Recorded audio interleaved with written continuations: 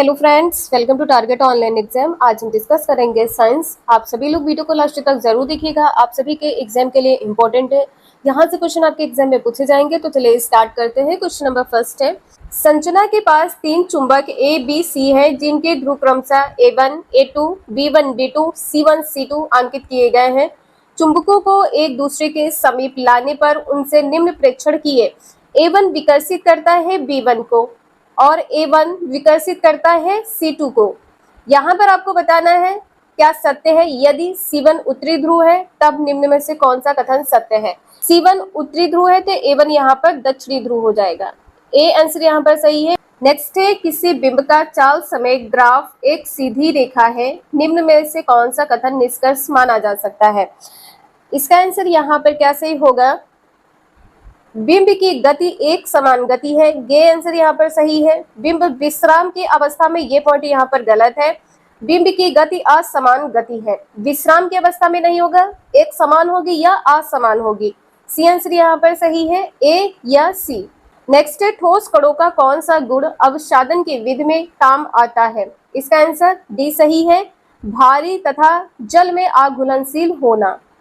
Next है, मोमबत्ती की ज्वाला में विभिन्न रेशों को जलाने पर अंतरा ने निम्न प्रेक्षण नोट किए हैं। अंतरा लड़की है, निम्न प्रेक्षण नोट किए हैं। एक्स चमकदार रोशनी के साथ जलता है और स्लेटी काली राख बचती है। वाई कुंचित होकर जलता है और गहरी दरदरी राख उत्पन्न करता है। जेड जलने पर पिघल जाता है। तो यहाँ पर बताना क्या है, एक्स वाई जेड क्रमशः क्या है। इसका आंसर यहाँ पर क्या सही हो जाएगा, जूट है, ऊन है और रेयॉन है। एक बार यहाँ पर देखिए, जो रेयॉन होता है वो क्या होता है, पिघल जाता है। जो रेयॉन का कपड़ा है आप देखे होंगे, जलने पर पिघल जाता है। और जो ऊन होती है वो क्या हो जाती है, ऊन दरदरी राख उत्पन्न करती है। और जो एक्स वो क्या है, चमकदार रोशनी के साथ जलता है। और स्लेटी जूट जो होता है, स्लेटी काली राख बचाता है। नेक्स्ट है, यदि यह मान लिया जाए कि प्रत्येक केस में प्रयुक्त सेल और बल्ब एक समान है तो निम्न में से किस सरल श्रेणी क्रम परिपथ में बल्ब अधिक उद्दीपित होंगे। इसका आंसर क्या सही होगा, यहाँ पर बी सही हो जाएगा, एक बल्ब तथा दो सेल। एक बल्ब तथा दो सेल होंगे तो श्रेणी क्रम परिपथ में बल्ब अधिक उद्दीपित होंगे। नेक्स्ट है, थायराइड ग्रंथि के उपयुक्त कार्य के लिए ए की आवश्यकता है। किसकी आवश्यकता है, ए यहाँ पर क्या है, उसकी कमी बी उत्पन्न करती है। यदि एक विशेष क्षेत्रीय अभाव जनित रोग है जो कि प्रायः सी क्षेत्रों में रहने वाले लोगों को होता है, ए का अभाव बच्चों में डी भी उत्पन्न करता है। देखिए यहाँ पर क्या है, थायराइड की कमी, यहाँ पर थायराइड आयोडीन की, ए यहाँ पर आयोडीन हो जाएगा, गलगंड हो जाएगा। और यहाँ पर पर्वतीय मानसिक मंदन हो जाएगा। सी यहाँ पर क्या होगा, पर्वतीय हो जाएगा और डी यहाँ पर मानसिक मंदन हो जाएगा। नेक्स्ट है, निम्न कथनों को पढ़िए और सही उत्तर चुनिए। यहाँ पर बताना है आंसर क्या सही होगा। अभी कथन दिया है, जब सूर्य और पृथ्वी के मध्य चंद्रमा आता है तब सूर्य ग्रहण होता है। कारण दिया है R1, पृथ्वी की छाया चंद्रमा पर पड़ती है और सूर्य का प्रकाश अवरुद्ध करती है।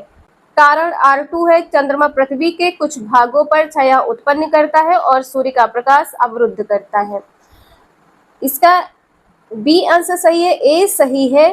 ए की सही व्याख्या कौन कर रहा है, R2 कर रहा है। R1 जो कारण दिया है ये गलत है, R2 यहाँ पर सही है, इसे आप लोग ध्यान रखिएगा। नेक्स्ट है, छाया निर्माण के विषय में निम्न में से कौन सा कथन सत्य नहीं है। इसका आंसर यहाँ पर क्या सही होगा, क्या सत्य नहीं है। छाया की लंबाई सर्वदा, देखिए यहाँ पे ध्यान रखिएगा, सर्वदा बिंब की लंबाई के समान होती है। सर्वदा बिंब की लंबाई के समान होती है, ये गलत है, सर्वदा नहीं होती है, इसे ध्यान रखिएगा।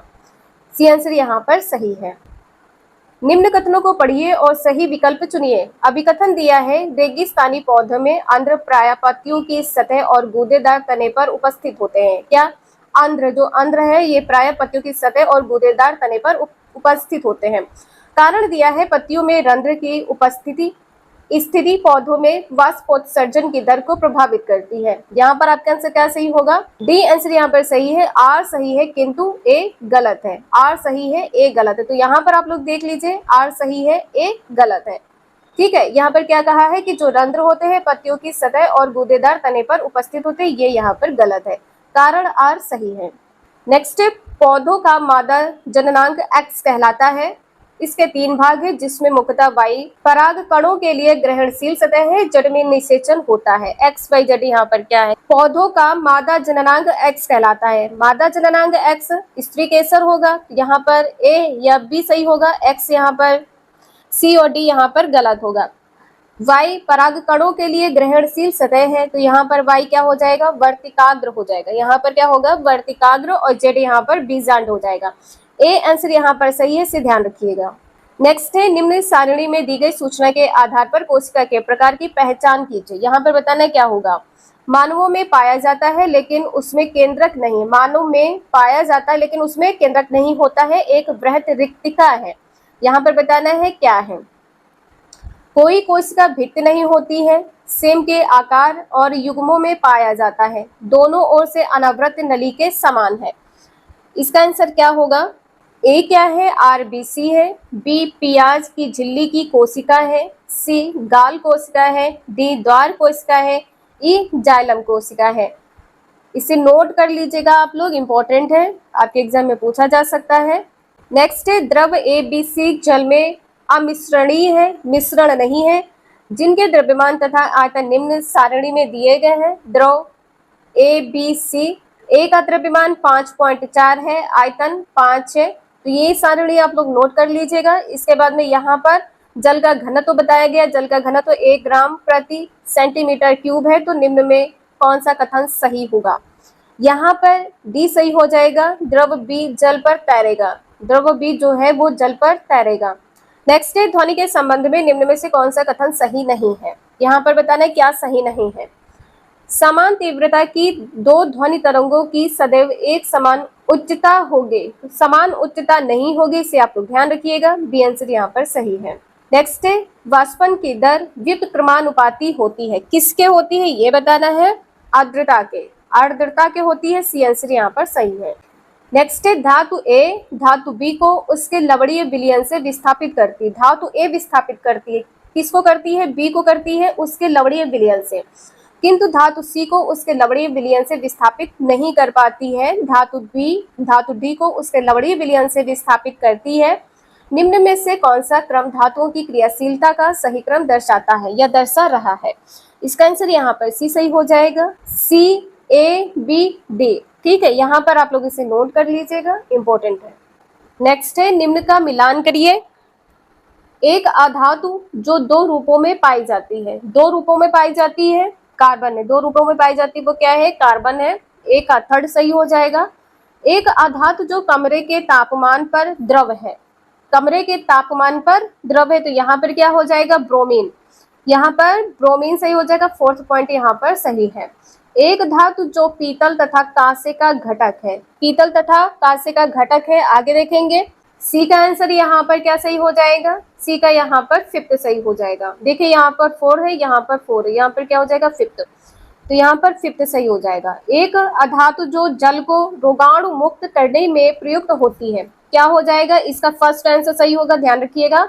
और एक धातु जो विद्युत लेपन में प्रयुक्त होती है, क्या हो जाएगा, जिंक हो जाएगा, ठीक है, यहाँ पर क्या हो जाएगा, जिंक। आप सभी लोग इसका आंसर यहाँ पर देख सकते हैं, डी सही है, 3, 4, 5, 1 और 2। नेक्स्ट है, मानवों में शिराओं के संदर्भ में निम्न में से कौन से कथन सही है, यहाँ पर बताना है क्या सही है। ये अधिकतर हृदय की ओर कार्बन डाइऑक्साइड रुधिर ले जाती हैं, मानव शिराओं में, बिल्कुल सही है, ये यहाँ पर सही है। इनकी भित्ति मोटी होती है, इनकी भित्ति मोटी होती है, ये पॉइंट यहाँ पर गलत है। इनमें कपाट होते हैं जो रुधिर को एक दिशा में प्रवाहित करते हैं, ये भी सही है। ये त्वचा के नीचे पृष्ठ पर अवस्थित होती हैं, ये भी सही है। इसका बी आंसर यहाँ पर सही है, ए सी डी। नेक्स्ट है, विषाणुओं के संबंध में निम्न में से कौन से कथन सत्य हैं, इसका आंसर यहाँ पर क्या सही होगा, ये स्वतः प्रजनन करते हैं, यहाँ पर ये स्वतः प्रजनन करते हैं, ये पॉइंट यहाँ पर गलत है।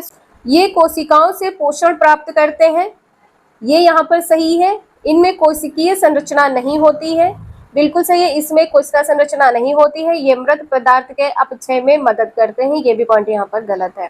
सी आंसर यहाँ पर सही है, बी और सी। नेक्स्ट है, निम्न में से कौन से जल जनित जीवाणु रोग है, इसका आंसर यहाँ पर डी सही हो जाएगा, टाइफाइड है और हैजा है। नेक्स्ट है, निम्न में से कौन सा अनुकूलन जलीय पौधों की जल पर तैरते रहने में सहायता करता है, इसका आंसर क्या सही होगा, पौधों के तनों में बड़े छिद्रों का होना। ए आंसर यहाँ पर सही है। नेक्स्ट है, सुश्री वैष्णवी छात्रों में समझ विकसित करना चाहती है कि चुंबकीय ध्रुवों पर चुंबकीय शक्ति अधिकतम होती है।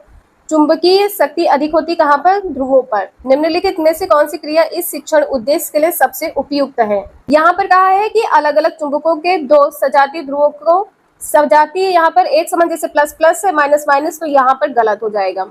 इसका डी आंसर यहाँ पर सही है। लोहे के चूरे से भरे डिब्बे में चुंबकीय बार रखना। डी आंसर यहाँ पर सही से आप लोग ध्यान रखिएगा। नेक्स्ट है, आपके छात्र अभी भी कक्षा 8 में प्रवेश किए हैं। अगर एनसीईआरटी के अनुसार कक्षा 7 तक पढ़ाए गए सिद्धांतों में छात्रों ने लगभग निपुणता हासिल कर ली है, तो निम्नलिखित में से किसकी सर्वाधिक संभावना है कि वे वर्णन नहीं कर पाएंगे? देखिए, क्वेश्चन आपके एग्जाम में रिपीट होते हैं, जैसा कि यहाँ पर आप लोग देख पा रहे हैं। भूकंप के दौरान किए जाने वाले सुरक्षा उपाय। डी आंसर यहाँ पर सही है। नेक्स्ट है, सुश्री अंजलि छात्रों को जल चक्र का परिचय देने से पहले उनसे घर पर एक गतिविधि करवाना चाहती है जिसे वह अवधारणा से जोड़ना चाहती है।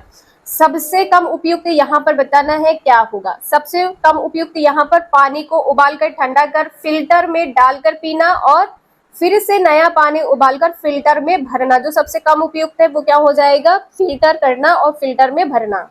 नेक्स्ट है, निम्नलिखित में से कौन सा विकल्प एक खुले सिरे वाले प्रश्न का सबसे अच्छा वर्णन करता है?